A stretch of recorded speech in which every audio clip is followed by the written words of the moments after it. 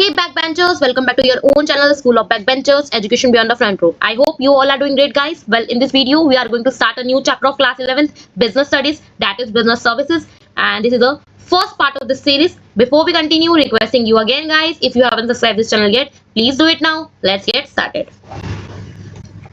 Okay guys, तो जैसे कि चैप्टर का नाम हमारा है बिजनेस सर्विसेज। सबसे पहले सर्विसेज की बात करते हैं। सर्विसेज क्या होती है?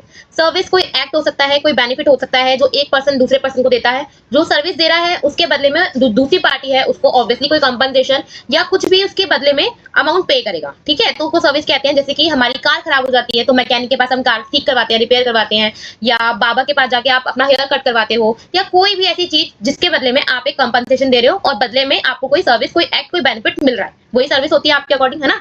और सर्विसेज के बेसिकली हमारे 3 टाइप्स होते हैं: social services, personal services and business services. पहले बात करते हैं सोशल सर्विसेज की। तो ये जो है provided voluntarily for public welfare, ये आप अपनी इच्छा से, विलिंगनेस से पब्लिक के वेलफेयर के लिए प्रोवाइड कर रहे हो लोगों को। जैसे कि वीकर सेक्शन जो होते हैं सोसाइटी की, उनकी किसी तरीके से हेल्प कर देना, जैसे कि फ्री हेल्थ चेकअप सर्विसेज देना, एजुकेशन देना प्रोवाइड करते हैं, जैसे एनजीओ प्रोवाइड करते हैं। तो इसके बदले में वो कुछ उनसे लेते नहीं है, बस अपनी विलिंगली सोसाइटी का वेलफेयर करने के लिए ऐसे सेक्शन जो हमारी सोसाइटी के ऐसे लोग हैं जो खुद से उन चीजों को अफोर्ड नहीं कर सकते हैं, उनके लिए, उनके वेलफेयर के लिए करना, वो हो जाता है हमारा सोशल सर्विसेज। वही बात करते हैं पर्सनल सर्विसेज की। तो experienced differently by different people, ठीक है। जैसे आप क्या कर रहे हो, आप सैलून में जा रहे हो, आप एक हेयर कट करवा रहे हो, आपका फ्रेंड है वो भी जा रहा है, वो भी हेयर कट करवा रहा है। हो सकता है सेम पर्सन ने आपका हेयर कट किया हो, आपको पसंद आया हो, आपके फ्रेंड को पसंद आया हो। तो ये जो सर्विसेज होती है, पर्सनल सर्विसेज होती है, वो डिफरेंट लोगों को डिफरेंट तरीके से एक्सपीरियंस होती है और पर्सनल चॉइसेस के बेस पर होती है और पर्सनल सेटिस्फेक्शन के बेस पर होती है, जैसे कि टूरिज्म, रेस्टोरेंट, सैलून्स एक्सेट्रा। फिर बात करते हैं बिजनेस सर्विसेज। आपका कुछ भी आप बिजनेस कर रहे हो, कुछ प्रोडक्शन कर रहे हो, कोई सर्विस बना रहे हो, कुछ भी कर रहे हो, जिस भी चीज का प्रोडक्शन बना रहे हो, कर रहे हो आप, तो उसको स्मूथली रन करने के लिए सब कुछ आप नहीं कर सकते हो। आपको बाहर से कुछ ना कुछ सर्विसेज लेनी ही पड़ती है। जैसे कि आपने क्या किया, आपका रॉ मटेरियल खरीदा मार्केट से, तो मार्केट से फैक्ट्री तक आपका रॉ मटेरियल पहुंचाने के लिए खुद से तो लेकर नहीं आओगे ना, तो ट्रांसपोर्टेशन सिस्टम चाहिए, ट्रांसपोर्टेशन का आपने यूज किया, आपको फंड चाहिए था, ठीक है, आपको लोन चाहिए था, आपने बैंक से लोन लिया, वो भी तो एक सर्विसेज ही है। तो इस तरीके से आपके बिजनेस को स्मूथली रन करवाने के लिए कुछ एक्टिविटीज, कुछ सर्विसेज आपको बाहर से लेनी पड़ती है, दूसरे लोगों से लेनी पड़ती है, उसको आप बिजनेस सर्विसेज कहते हो। Used by businesses to run smoothly, जैसे कि फाइनेंस में हेल्प करना, कम्युनिकेशन में हेल्प करना, ट्रांसपोर्ट में एक्सेट्रा। एग्जांपल होगा इसके banking, insurance and warehousing. तो इस चैप्टर में बेसिकली हम किसके बारे में पढ़ने वाले हैं? हम पढ़ने वाले हैं बिजनेस सर्विसेज के बारे में। और बेसिकली इसमें भी 3 मेन सर्विसेज ये जो हम चैप्टर में पढ़ने वाले हैं, आपका बैंकिंग, इंश्योरेंस एंड कम्युनिकेशन, ठीक है। सो गाइस, जैसे कि हमने बोला कि बिजनेस सर्विसेज के बारे में हम इस चैप्टर में बेसिकली पढ़ने वाले हैं। तो बिजनेस सर्विसेज आर दो सर्विसेज जो आपके बिजनेसेस को हेल्प करती हैं अपने ऑपरेशंस को, अपने प्रोडक्शन की एक्टिविटीज को स्मूथली करने में, कैरी आउट करने में, ठीक है।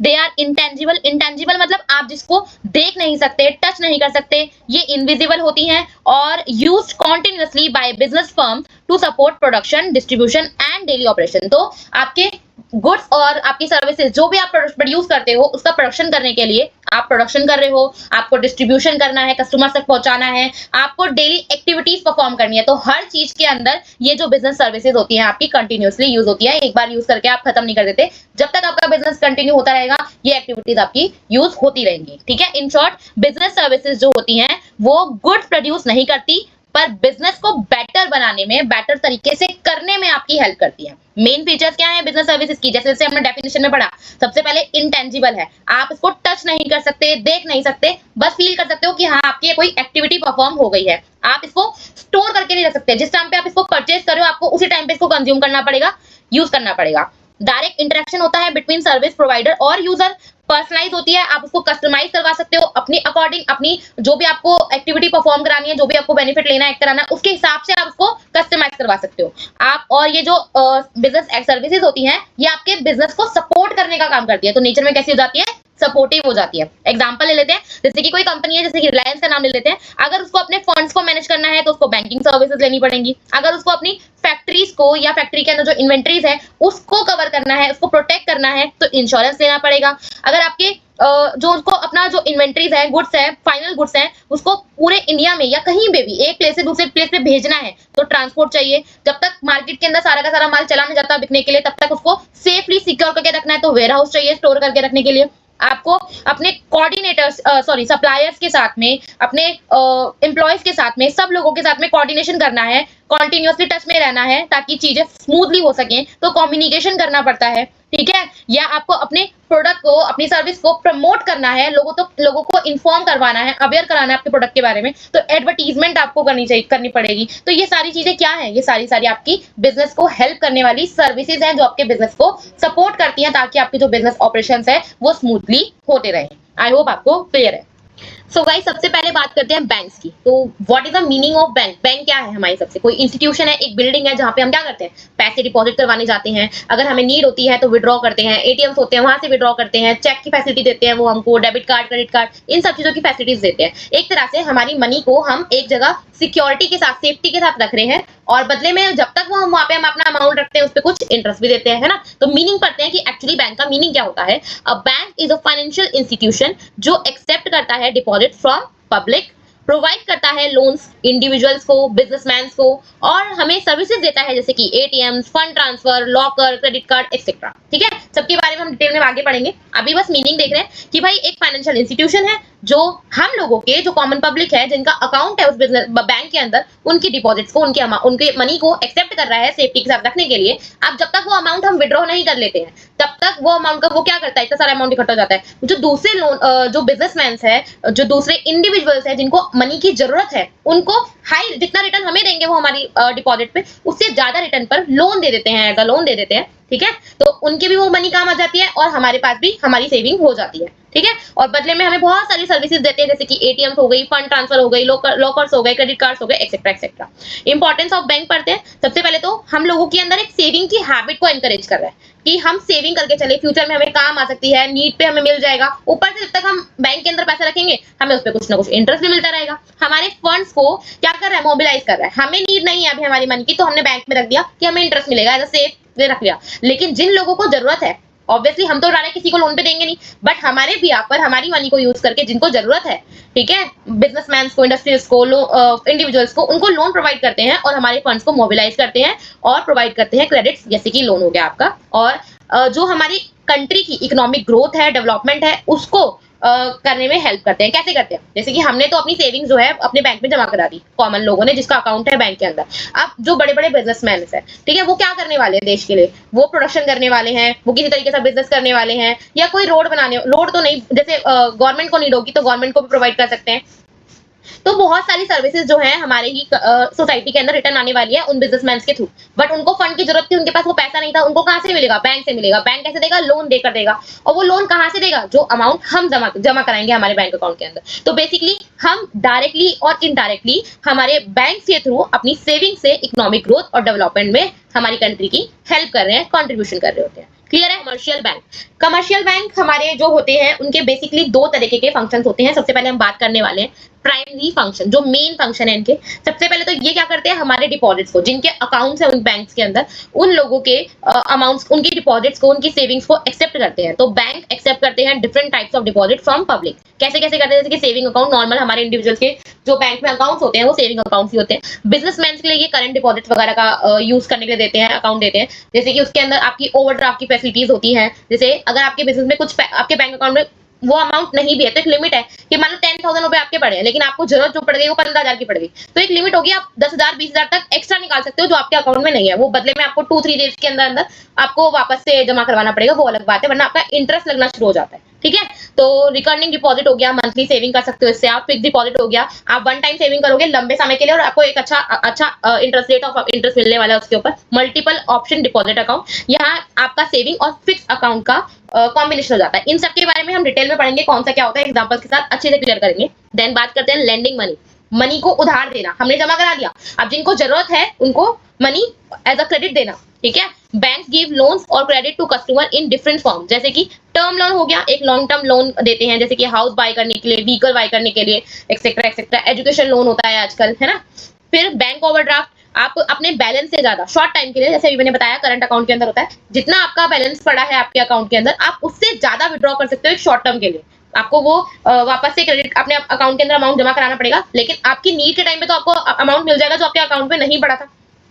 कैश क्रेडिट, आप लोन ले सकते हो अपने स्टॉक्स के अगेंस्ट, अपने गुड्स के अगेंस्ट मॉर्गेज रखकर, है ना। Discounting of bill of exchange, यानी कि आपने क्या किया, आपने कोई गुड्स जो है अपने कस्टमर को बेचे, ठीक है, आपने उसको गुड्स बेचे हैं आज की डेट में, लेकिन दोनों ने म्यूचुअली डिसाइड किया एक बिल ऑफ एक्सचेंज बनाएंगे और दोनों एग्री कर जाते हैं कि पेमेंट जो है वो 3 महीने बाद करेगा। अब 3 महीने से पहले ही आपको पैसे की जरूरत पड़ जाती है, आप अपने बैंक के पास जाकर बोलते हो भाई मुझे तो इसके बिहाफ पर आप पैसे दे दो, तो बैंक जो है कुछ अमाउंट, कोई 10% समथिंग आपके अकाउंट से काट लेगा। 10% तो नहीं काटता, मतलब समझ लो 10,000 का अगर वो बिल ऑफ एक्सचेंज था तो आपको 9,900 रुपीज दे देगा, उसके बदले में 100 रुपीज चार्जेस काट लेगा, क्योंकि बैंक को वो पेमेंट 3 महीने बाद जो उसकी मेच्योरिटी डेट है कस्टमर से तभी मिलनी है, ठीक है। तो बैंक क्या करेगा, अभी आपको कुछ अमाउंट काट के वो आपको चार्जेस काटेगा, नोटिंग चार्जेस होते हैं, वो काट कर आपको पैसे दे देगा, आपकी नीड भी पूरी हो जाएगी, और बैंक को जब मिलेगी, जब बिल ऑफ एक्सचेंज की जो मेच्योरिटी डेट आएगी तब मिलेगी कस्टमर से। तो advance money against a bill due in future, clear. Next हमारे जो सेकेंडरी फंक्शंस होते हैं कमर्शियल बैंक्स के, उसमें पहला है हमारा एजेंसी फंक्शन। तो बैंक जो है हमारे लिए बहुत तरीके से एजेंट के रूप में एक्ट करता है अपने कस्टमर्स के लिए, जैसे कि हमारे बिल्स को कलेक्ट करना। अब जैसे बिल ऑफ एक्सचेंज हमने किया तो वो हमारे बिल्स को क्या करेगा, 3 महीने बाद जब मेच्योरिटी होगी तो वो कस्टमर से जो पेमेंट आएगी कहाँ आएगी, बैंक में ही आएगी, बैंक हमें नोटिफाई कर देगा हमारी पेमेंट आ गई है। जहाँ हमने इन्वेस्टमेंट कर रखी है तो वहां से हमारा इंटरेस्ट आएगा, तो वो कहाँ आएगा, बैंक में ही आएगा, ठीक है। और हमारी पेमेंट्स करना, जैसे कि हमने बोल रखा है भाई इलेक्ट्रिसिटी बिल आएगा तो डायरेक्ट हमारे अकाउंट से कट जाए, हमने कोई ईएमआई पे हमने कोई मशीन खरीद रखी है, या हमने कोई भी एसेट खरीद रखी है, तो उसका मंथली इंस्टॉलमेंट जानी है, 6 मंथ की जानी है, तो भी वो डायरेक्ट बैंक से कट जाए। हमारे इंश्योरेंस प्रीमियम है वो डायरेक्टली कट जाए, तो बैंक डायरेक्टली हमारे अकाउंट से उन चीजों की पेमेंट करता रहेगा। तो एक तरह से एजेंट के रूप में तो काम कर रहा है हमारे लिए शेयर्स को बाय करना, सेल करना, हमारे फंड्स को ट्रांसफर करना, एक अकाउंट से हम पैसा किसी और अकाउंट में भेज रहे हैं हमारे अकाउंट से दूसरे में। हाँ, तो हमारे लिए एक रिप्रेजेंटेटिव की तरह एक्ट करता है बहुत सारी जगह पे, ठीक है। जनरल यूटिलिटी फंक्शन, जैसे कि लॉकर्स की फैसिलिटीज प्रोवाइड करता है हमको, जहाँ पे अपने हम इंपॉर्टेंट डॉक्यूमेंट्स को, हमारी ज्वेलरीज को सेफ रख सकते हैं। हमारे फाइनेंशियल एडवाइस देता है हमको, जैसे कि हमें सिक्योरिटी को सेल परचेज करना है, शेयर्स खरीदने हैं, बाय करने हैं, म्यूचुअल फंड में इन्वेस्टमेंट करना है, तो बैंक जो है हमें ये फैसिलिटीज भी देता है कि वो हमें एडवाइजर के रूप में काम करता है, सजेशन देता है हमको इन सब चीजों के अंदर।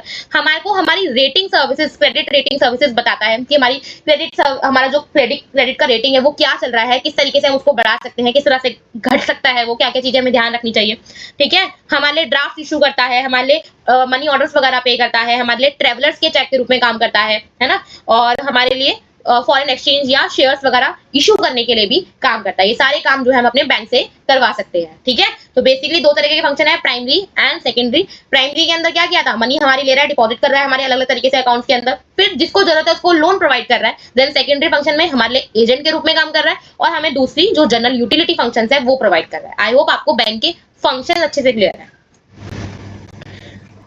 सो गाइस, हम यहाँ पढ़ने वाले हैं टाइप्स ऑफ बैंक अकाउंट। अभी मैंने बोला था कि इनको हम डिटेल में पढ़ने वाले हैं आगे, तो धीरे धीरे पढ़ते हैं। सबसे पहले बात करते हैं सेविंग अकाउंट की। पर्पस क्या है, आपकी छोटी छोटी सेविंग्स करने के लिए ये काम आता है, और नाम से याद रखना नॉमिनल है, नाम का ही इंटरेस्ट मिलता है, इसमें बहुत हाई इंटरेस्ट नहीं मिलता, क्योंकि फटाफट से हम जल्दी से उसको खर्च भी कर देते हैं, बहुत टाइम तक हम सेव भी नहीं कर पाते हैं। तो ये हाउस होल्ड सेविंग का एक एग्जाम्पल है, जहाँ पे आप अपना थोड़ा सा अमाउंट जो भी आपके पास एक्स्ट्रा बड़ा अपने अकाउंट में डाल के रख सकते हो, उसके ऊपर नाम का ही आपको नॉमिनल इंटरेस्ट मिलता है। ये मैं सिर्फ नाम का आपके याद करने के लिए बता रही हूँ। Then current account business use के लिए यूज होता है, मतलब आपके अकाउंट में जितना आपका बैलेंस पड़ा है आप उससे ज्यादा अमाउंट यूज कर सकते हो फॉर अ शॉर्ट टर्म, ठीक है। लेकिन आपको इसमें करंट अकाउंट में इंटरेस्ट नहीं मिलता, बल्कि आपका सर्विस चार्जेस कटते हैं, ठीक है। ये ज्यादातर जो स्मॉल शॉपकीपर्स होते हैं उनके लिए फायदेमंद होता है, छोटे छोटे बिजनेसमैन होते हैं उनके लिए फायदेमंद होते हैं।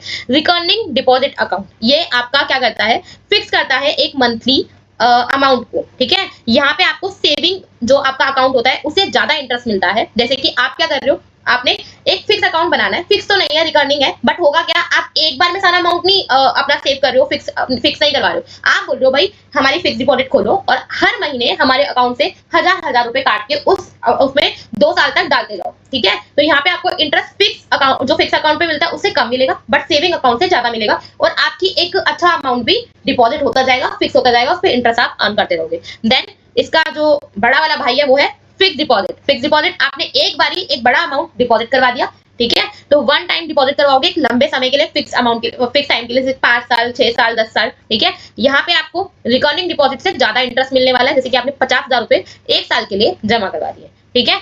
आप उसके बाद ही उसको विड्रॉ कर सकते हो। देन मल्टीपल ऑप्शन डिपॉजिट, यहाँ आपको कॉम्बिनेशन देखने को मिलता है सेविंग का और फिक्स डिपॉजिट का, ठीक है।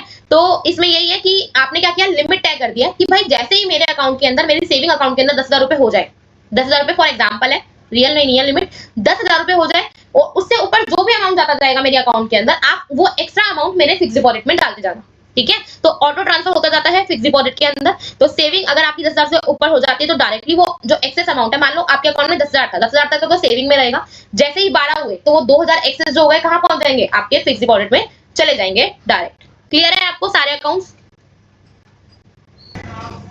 So guys that's it for this part, will continue in next part. तब तक के लिए वीडियो पसंद आया है प्लीज लाइक कर देना, चैनल को सब्सक्राइब नहीं किया है तो सब्सक्राइब कर देना, so that you don't miss out any update. Okay.